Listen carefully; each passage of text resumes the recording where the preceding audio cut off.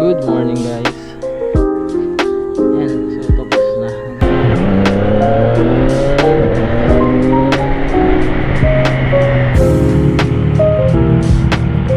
Or si tropa.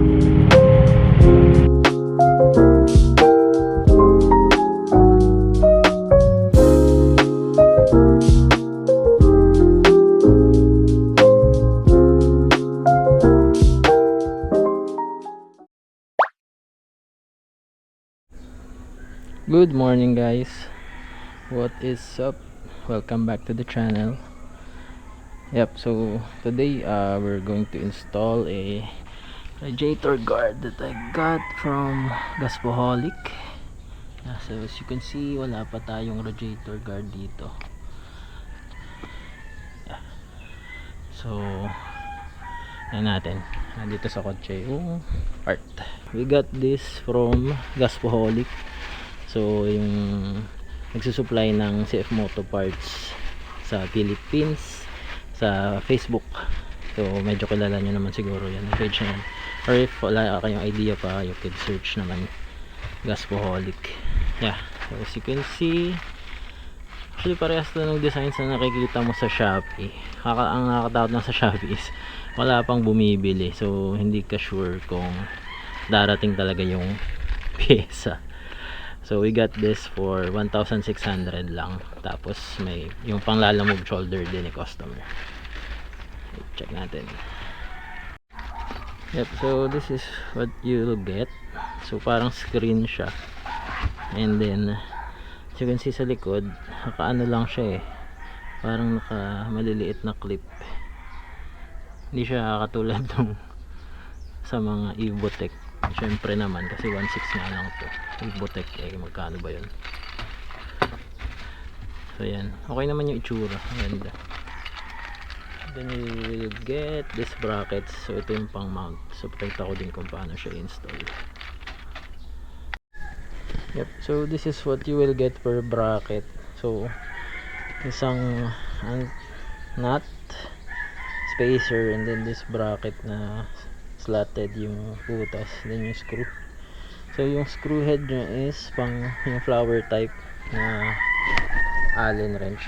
So make sure na yun yung gamitin nyo para hindi mabibog. Try natin kabit. Binase ko lang to actually sa picture sa Shopee and dun kay sa sinend sa akin ni Gaspoholic. So minount ko na yung apat, then super log pa nya, like talagang naka-mount lang yung nut para masabit ko dun sa radiator. Medyo kailangan mo tong i-bend kasi yung radiator mo is naka bend na ganun eh. So yan, okay, so yan yung magiging setup nya. Screw, then spacer sa gitna, then yung mounting nya, nut sa likod syempre. Try natin, try ko na sa motor. Flower type.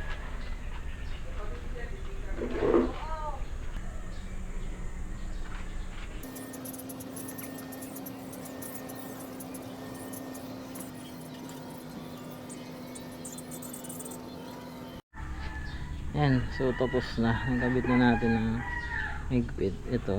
So wala naman siyang play ay kahit ano. Then yun, ganda naman tingnan. And may kawang naman siya dun sa loob kahit pa paano. So hindi naman masisira yung fins mo. Sana may lumabas pang mas maganda na design. Yun talagang direct mount siguro dito. Dito kasi yung talagang mounting eh. Tapos sa ilalim, sa likod. So sana magka-meron na ganun. Pero for the meantime, this will do naman. Yan. Nakakapagod din. Nag-gear off ngayon dito sa San Pascual, Batangas. So magpapa-top up tayo ng coolant kasi mababa na yung coolant level nya. Hindi kasi siya na-top up nung first PMS nya. So pa-top up na natin para sigurado pag nag-ride. Tapos pakita ko na din sa inyo kung saan located yung shop ni Gear Off. So si Gear Off is big bike motorcycle shop. So napakadaming parts doon na pwede mong mabili na pang big bike, which is very premium yung mga parts na makita mo doon. Let's check it out na din. Dito lang yun, San Pascual, Batangas.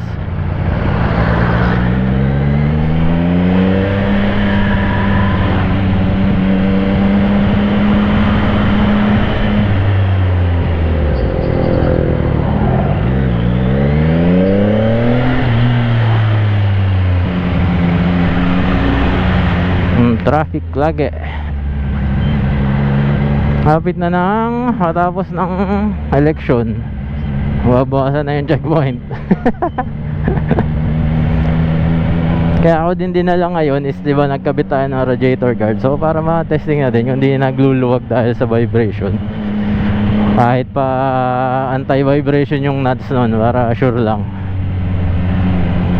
Sa totoo lang, hindi ko masyadong trip yung mounting niya eh. Kasi hindi talaga saktong-sakto.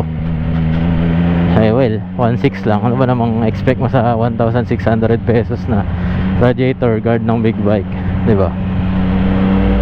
Let's try natin. If hindi naman siya magluwag, then I don't think we have a problem naman. Should work fine naman for the meantime, habang wala pang nilalabas na mas okay.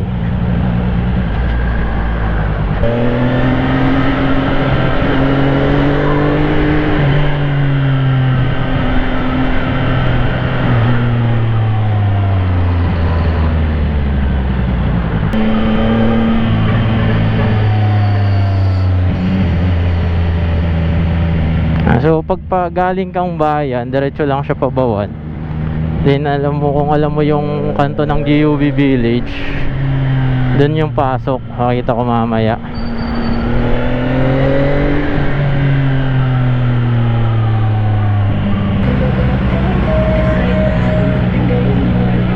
Yan, so itong kantong to, tapat ng Walter Mart.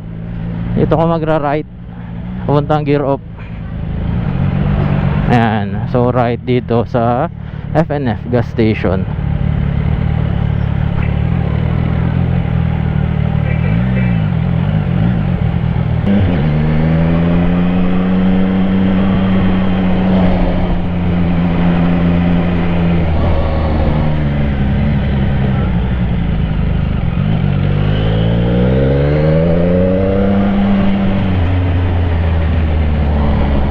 Yun, parang may basak.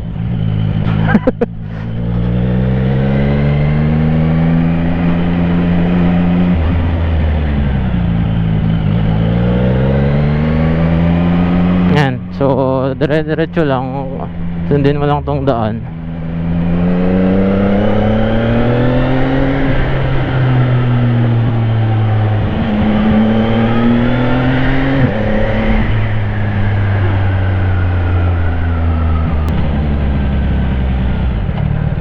Yan, so yan, laki ng karatula.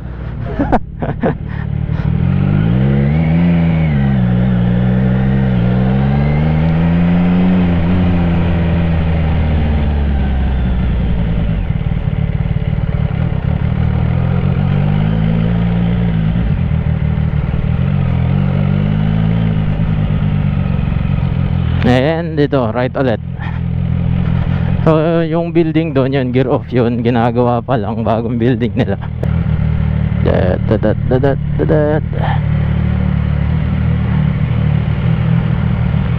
Or si ano, tropa.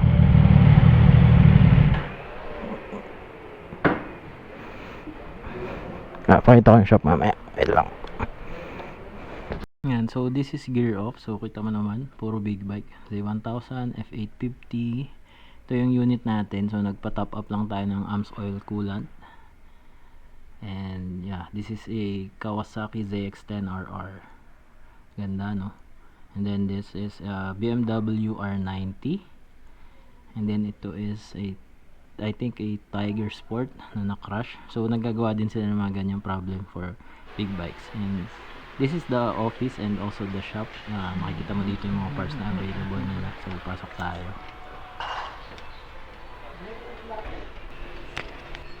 Yan, they also offer and sell LS2 and AGV helmets. And ito naman is TWM components. So this is a quick release gas cap. So specific yan sa model ng motor. So make sure to inquire if bibili kayo. And they also sell gold runway LED lights.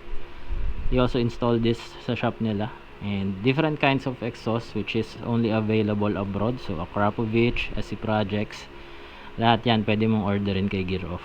So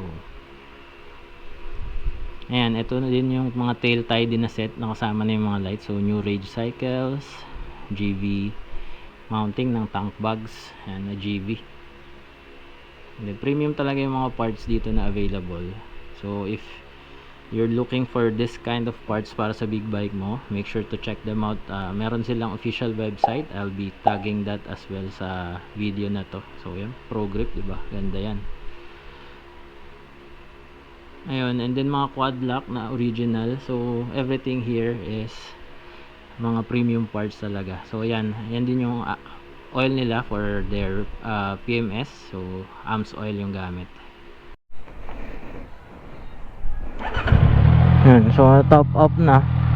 Almost full lang syempre para hindi punong-puno, sakto lang. So AMS oil ang coolant and engine oils na available nila dito. So pakita ko na lang doon sa video, meron naman.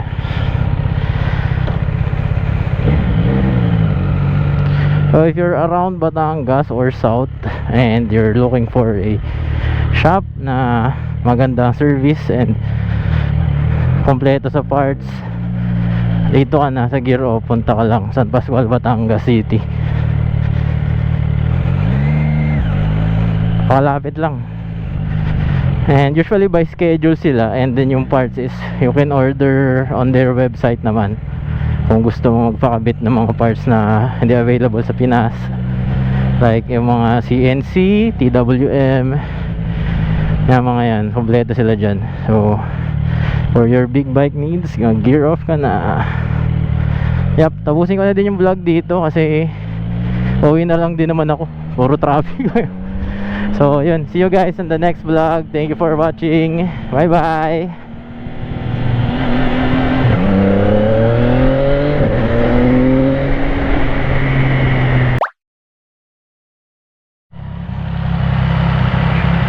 Mukhang di naman naluag.